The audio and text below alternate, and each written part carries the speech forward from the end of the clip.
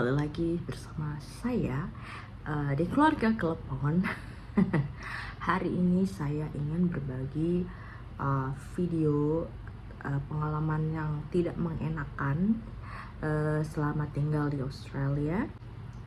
Aku pernah dapat rasis dari landlord. Landlord itu adalah pemilik rumah atau tuan rumah gitu.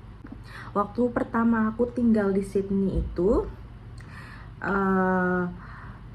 kontrakan kami itu bawahnya itu kayak studio gitu.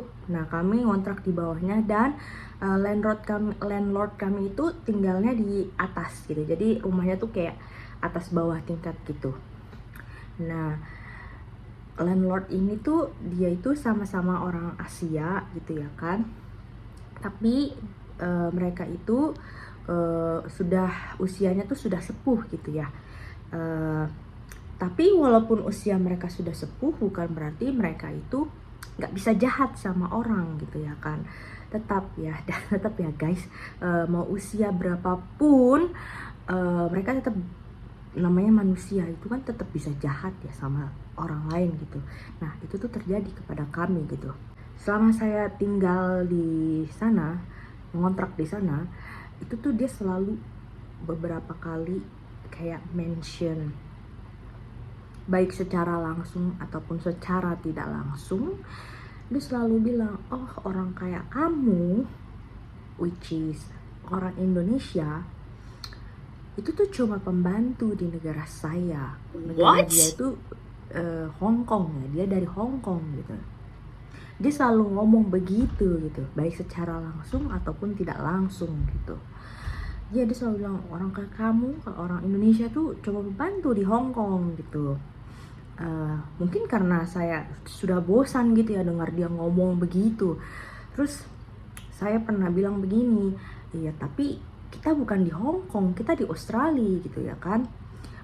Banyak yang dari pembantu itu bukan cuma orang Indonesia di Australia gitu, banyak orang yang pembantu tuh maksudnya tuh kayak bukan pembantu ART doang gitu, maksudnya dia tuh kayak pekerja kasar gitu, kayak orang yang kerja di daycare mungkin. Padahal orang yang kerja di daycare itu dia apa ya, termasuk pekerjaan yang dicari oleh pemerintah Australia gitu, sampai pemerintah Australia itu memberikan apa ya namanya, kayak pathway buat mendapatkan permanent resident gitu. Tapi menurut dia, menurut si orang ini nih, landlord saya, pekerja kayak daycare atau pekerja yang aged care, kayak yang apa namanya, mengurusi lansia itu, menurut dia itu pekerja kasar tuh yang kayak gitu tuh orang Indonesia doang gitu.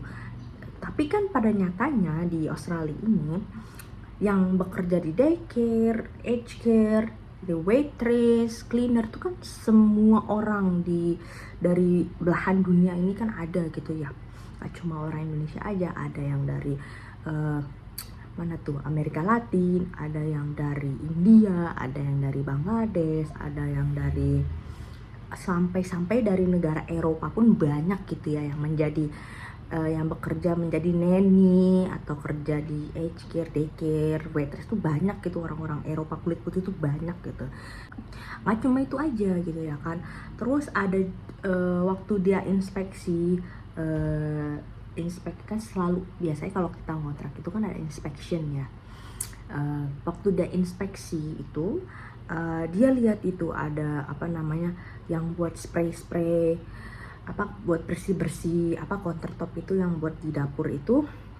Dia bilang kayak gini, saya nggak suka nih produk ini pasti produk Indonesia kan. Terus karena karena saya sebal gitu ya, dia dikit-dikit bawa-bawa Indonesia, dikit-dikit bawa-bawa Indonesia gitu ya kan. Terus di situ saya bilang, hey, produk ini tuh sudah ada sebelum saya datang gitu kan. Bahkan ketika saya datang, ini produk tuh sudah ada, sudah tinggal 1/4 gitu, sudah ada, sudah hampir habis gitu. Jadi kalau kamu mau tanya ini produk, kamu tanya sama previous tenanmu, ini produk mana gitu. Jangan dikit-dikit Indonesia, dikit-dikit Indonesia. Saya pun tidak tahu ini produk mana gitu. Yang lebih parahnya lagi nih, ternyata saya kira itu aja nih, ternyata ada yang lebih parah. Menurut saya yang lebih parah itu, ya one day gitu ya kan, chit chat gitu, ngobrol sama saya gitu. Terus dia tiba-tiba ngomong kayak gini, kamu nih apa ya, boros ya gitu. Terus kata gue, hah, boros? Boros gimana maksudnya gitu? Iya, kalau saya dengar-dengar kamu tuh flush toilet dalam sehari tuh sering gitu. Terus kayak saya kayak kaget itu. Jadi kayak mana gitu kan, saya tidak bisa mengontrol, saya hanya bisa, jadi saya nggak bisa mengontrol badan saya gitu, kayak atau mengontrol bawahnya gitu ya, hanya satu kali dalam satu hari gitu kan, tidak bisa gitu. Jadi namanya panggilan alam itu ya, kapanpun kita perlu ya kita harus pergi ke toilet gitu ya kan. Mau ibaratnya kalian mau buang air kecil 5 kali dalam sehari, 10 kali dalam sehari gitu kan, who cares gitu ya kan. Tapi dia tuh apa ya, jahilnya tuh sampai sebegitunya gitu. Kamu kayak, kamu, saya dengar kamu flush toilet sehari 20 kali misalkan kayak gitu. Nah sedangkan kita sebagai makhluk hidup, kita tuh nggak bisa kontrol harus berapa kali kita buang air kecil, buang air besar dalam satu hari gitu ya kan. Terus dia juga pernah ngomong kayak gini, masalah air gitu ya kan. Dia bilang kayak gini, oh di Australia ini bayar air tuh mahal, tidak seperti di negara kamu, katanya gitu. Di negara kamu kan air kan murah, jadi kamu mau mandi sehari 10 kali juga tidak masalah. Kalau di Australia ini airnya mahal gitu katanya. Terus dia bilang kayak gini, tenan saya itu sebelum-sebelumnya tuh orang-orang putih gitu, orang-orang bule putih. Jadi mereka kalau mandi seminggu sekali. Oh my god. Secara tidak langsung dia bilang ke saya kan, kalau kamu tuh kalau mandi seminggu sekali saja, tidak usah kamu mandi 2 kali sehari gitu. Dan posisinya tuh waktu itu summer atau musim panas. Kalian bisa tahu musim panas di Australia itu di beberapa state, hampir semua state juga sih, itu sekalinya panas bisa panas, lebih panas daripada Indonesia gitu, bisa 40, 45, 47 gitu ya kan. Masa saya disuruh mandi seminggu sekali, aduh baunya kayak sampah nanti saya, ih. Nah ada lagi gitu, nggak cuma sampai situ saja. Terus dia juga pernah ketok-ketok rumah saya, tuk tuk tuk tuk tuk gitu kan. Waktu itu posisinya saya lagi datang bulan, jadi seharian saya cuma di kasur.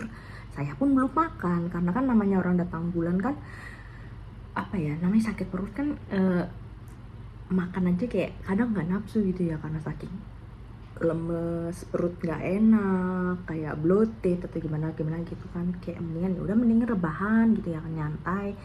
Namanya juga hari haid pertama waktu itu, tiba-tiba digedor-gedor tuh kamar apa namanya, kontrakan saya. Terus saya bilang, ada apa gitu, kenapa kau gedor-gedor gitu. Terus dia bilang gini, bau apa ini gitu, bau tidak enak gitu. Saya takut nanti saya diprotes sama tetangga. Terus kata saya, bau apaan, saya tidak masak apa-apa gitu. Terus dia kayak mengkonfrontit saya gitu, hari ini kamu masak apa, katanya gitu.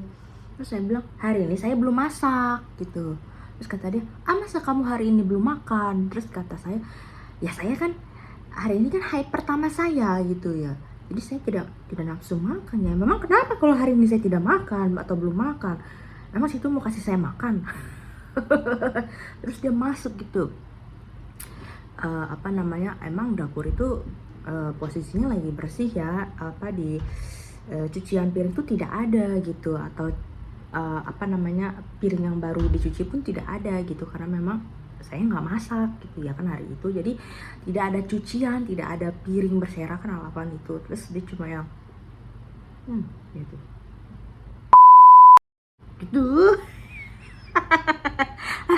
Lagi-lagi dia ngomong tenan saya yang sebelumnya itu mereka kalau masak tuh masak pasta gitu. Mereka tuh orang-orang putih, mereka jarang masak yang rempahnya tuh banyak gitu. Jadi dia tuh ingin konfronted, kalau namanya orang Indonesia kan biasanya banyak makanan berempah gitu ya kan. Terus saya cuma yang gitu ya kan. Terus dia bilang kayak gini, orang Indonesia kalau masak rempah-rempahnya banyak kan gitu. Terus kata saya, iya emang kenapa gitu, makanya jadinya bau gitu.